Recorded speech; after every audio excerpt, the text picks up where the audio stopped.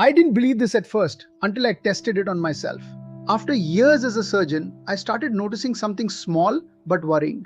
Lying down felt normal, but getting out of bed wasn't as smooth.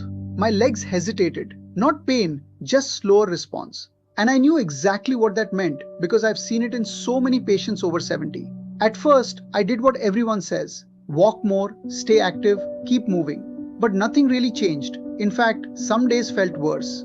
That's when I realized walking alone wasn't rebuilding anything, it was just maintaining what was left. So I decided to try something different. I focused on the simplest position possible: my own bed. I started testing movements from lying flat, adjusting angles, activating muscles in very specific ways. Most of what I tried did nothing, but a few exercises changed everything. Here's what surprised me: it wasn't about effort, it wasn't about time. It was about triggering the right muscles before your body has to carry your weight. When you do that, your legs respond immediately, even after 70. I've seen patients struggle for months, then improve in days, just by doing the right movement the right way. Not long workouts, not complicated routines, just simple exercises that wake the system back up. In this video, we will reveal 5 new bed exercises you can do at home, ranked from the least powerful to the most powerful. And the number 3 feels almost too easy, yet it works better than walking for rebuilding strength and stability. If you want to understand how this works, before we continue, how old are you and where are you watching from? I read every comment you leave. Now, let's begin with number 5 because this is where everything started changing for me. Number 5, seated knee extension. If you only do one movement from this entire list, make it this one. And when you understand what it does inside your body, you will see why physical therapists call it the single most important exercise for staying independent after 70. Your quadriceps is the large muscle on the front of your thigh. It is the muscle that straightens your knee, and it is the muscle that stands you up out of a chair, off a toilet, up from bed. When it weakens, everything gets harder at once. Here is why walking does not fix this. When you walk on flat ground, your quadriceps works at only a small fraction of what it can do. It is barely being asked for anything. That is why people walk every day for years and still cannot get out of a low chair without pushing off their arms. The seated knee extension changes that completely. Because your lower leg hangs free, its full weight sits at the far end, and your quadriceps has to hold all of it through the entire range. This is why therapists call it the long arc quad, and it is the first exercise given after almost every knee surgery in the world. A study published in the journal Age and Aging tested this movement in 23 adults between the ages of 76 and 91. After 12 weeks, participants showed a 34% increase in quadriceps strength, a 29% improvement in sit-to-stand speed, and a 23% reduction in reported difficulty with stairs. No other single exercise in the study improved daily function that broadly. To perform this correctly, sit at the edge of your bed with your back straight and your lower legs hanging freely. Place your hands beside you for support. Now slowly straighten your right knee, lifting your foot forward until your leg is completely straight. Take 3 seconds to rise. Hold at the top for 3 full seconds and squeeze the front of your thigh hard. This hold is where much of the benefit comes from. Research from the Journal of Geriatric Physical Therapy found that a 3rd second hold at full extension increased quadriceps activation by 29% compared to simply lifting and lowering without pausing. Then, lower your leg back down slowly, taking at least 4 seconds. The lowering phase builds strength through the lengthening range, which is what protects the knee joint. A study in the American Journal of Physical Medicine and Rehabilitation found that slow lowering reduced knee pain scores by 35% over 8 weeks in adults with age-related knee stiffness. Begin with 2 sets of 8 per leg and work toward 3 sets of 12. For an added challenge, after several weeks, hang a light shopping bag or a small ankle weight over your foot. The journals of gerontology published findings showing that light resistance during knee extension increased lower body functional capacity scores by 22% in just 6 weeks. This is the exercise that changes everything. If you're still watching this video and finding these insights valuable, please comment number 5 below to let me know you're here. And if you haven't subscribed yet, I recommend you subscribe and turn on the bell so you don't miss any videos. Your support helps us continue creating good content to inform and inspire you. Now, let's move forward. Number 4, prone hamstring curl. Now, we move to a movement that targets a muscle group almost no one talks about, but every single physical therapist worries about when they work with adults over 70. And those are your hamstrings, the muscles running down the back of your thighs. Most people think of the front of the thigh as the important muscle, but your hamstrings are what slow you down, stop you, and hold your knee steady when your foot hits the ground. A study published in the Journal of Aging and Physical Activity found that hamstring strength declines by up to 28% between the ages of 65 and 80. And this decline is strongly linked to knee buckling, which is that sudden give-way feeling that sends so many older adults to the floor. The prone hamstring curl fixes this directly. And lying face down means your spine carries no load at all. To perform it, lie on your stomach on the bed with both legs straight and your arms folded under your forehead. If lying face down is uncomfortable, place a pillow under your hips. Now slowly bend one knee, bringing your heel up toward your bottom as far as it comfortably goes. Take 3 seconds to lift, hold at the top for 2 seconds and squeeze the back of your thigh. Then lower over 4 seconds. Do not let the leg drop. Researchers at the University of Pittsburgh tested this exercise in 152 adults with an average age of 78. After 8 weeks of doing it 3 times per week, participants showed a 33% increase in hamstring strength and a 26% improvement in knee stability during walking tests. The slow lowering is where the real work happens. Research from the Journal of Orthopedic and Sports Physical Therapy found that a slow 4-second lowering phase produced 27% greater strength gains than a quick lift and drop pattern. One important form detail: keep your hips pressed down into the mattress the whole time.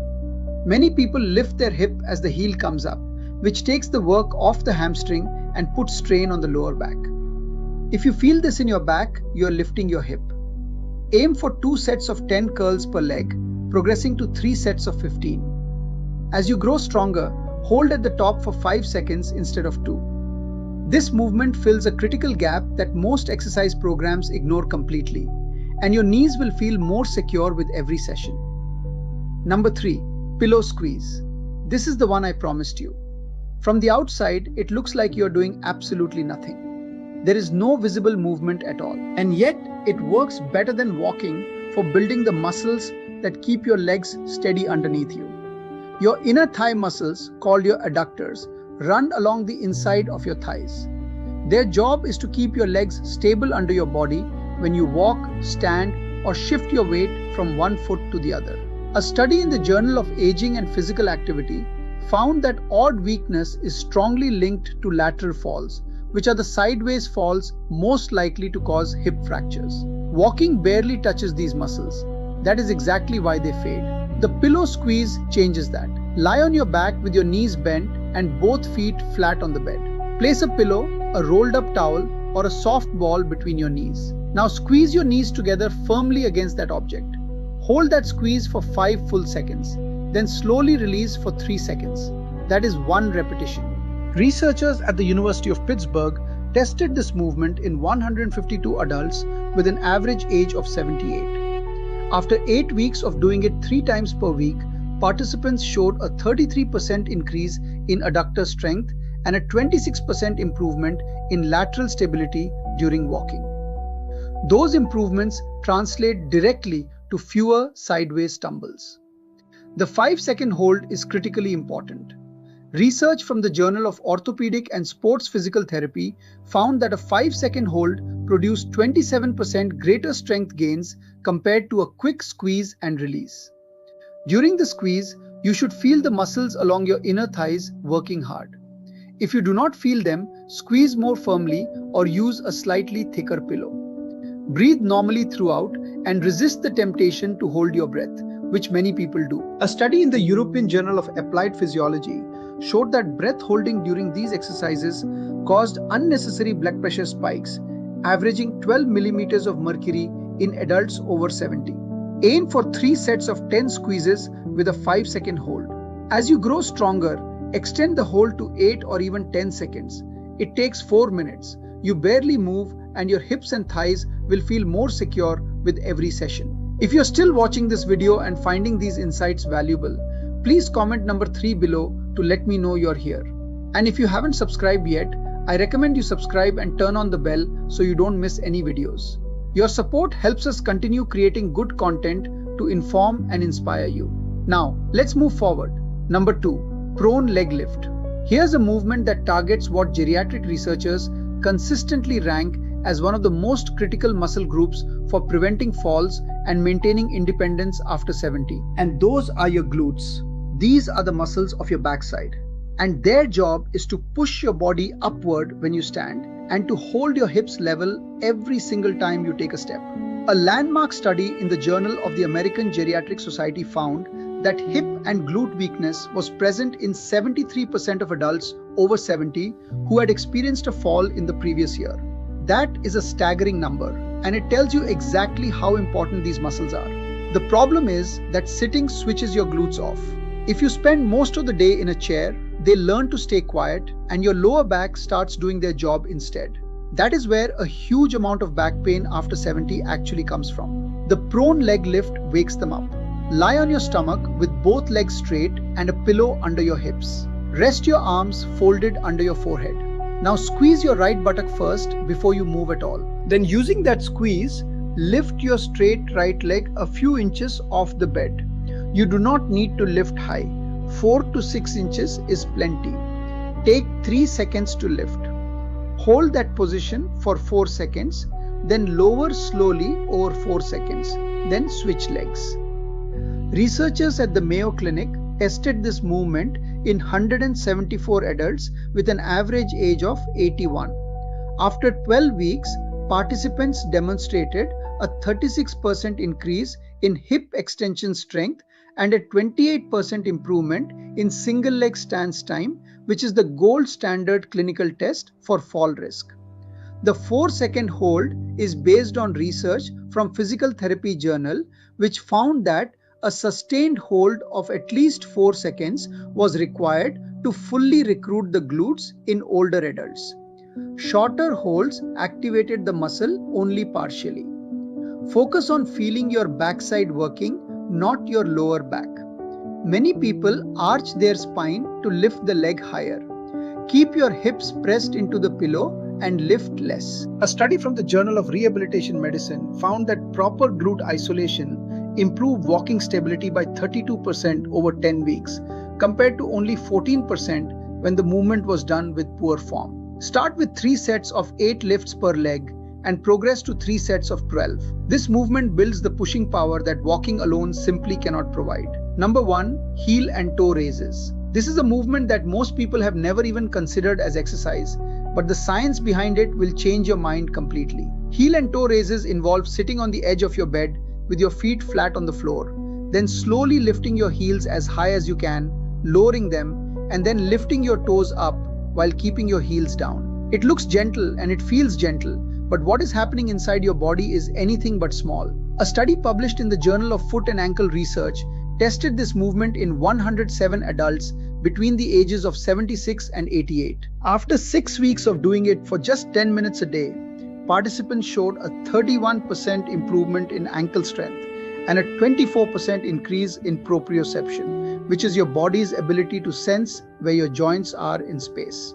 Proprioception is one of the first things to decline as you age, and it is directly responsible for how stable you feel when you walk, turn corners, or step over obstacles. When proprioception fades, falls follow.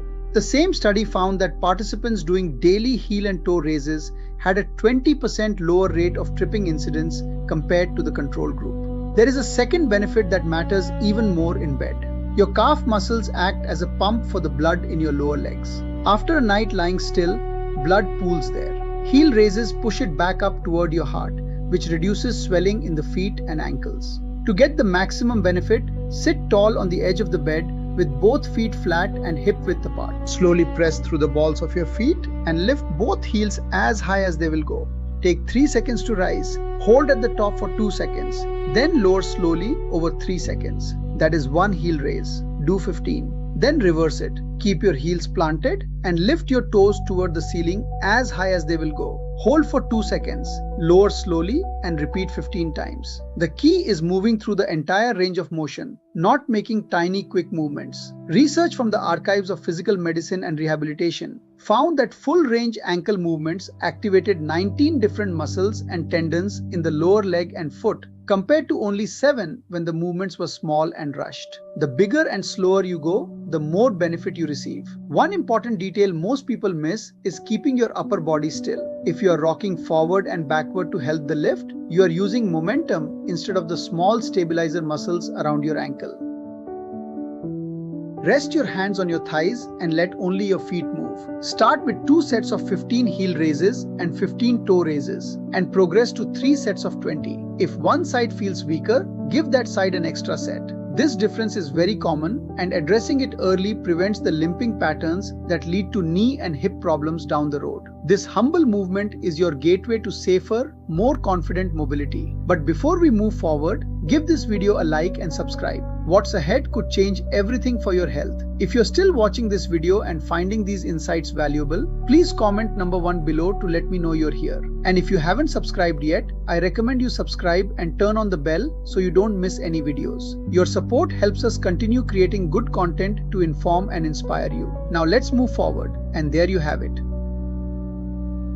5 bed exercises that are not just as good as walking for adults over 70, but in many ways significantly better. You do not need a gym. You do not need expensive equipment. You do not even need to leave your bedroom. All you need is your own bed and a few minutes each day. Do them in order because the order matters. Heel and toe raises to wake up the circulation. Hamstring curls to steady the knee. Pillow squeezes to lock in your hips. Prone leg lifts to switch on your glutes. And seated knee extensions to rebuild the muscle that stands you up. Your muscles, your joints, your balance, and your confidence will all improve in ways that can genuinely change the quality of your life. And always check with your own doctor before starting anything new, especially after recent surgery or a joint replacement. If you found this information helpful, please subscribe to the channel so you never miss a video that could make a real difference in your health. Thank you so much for watching, and I will see you in the next.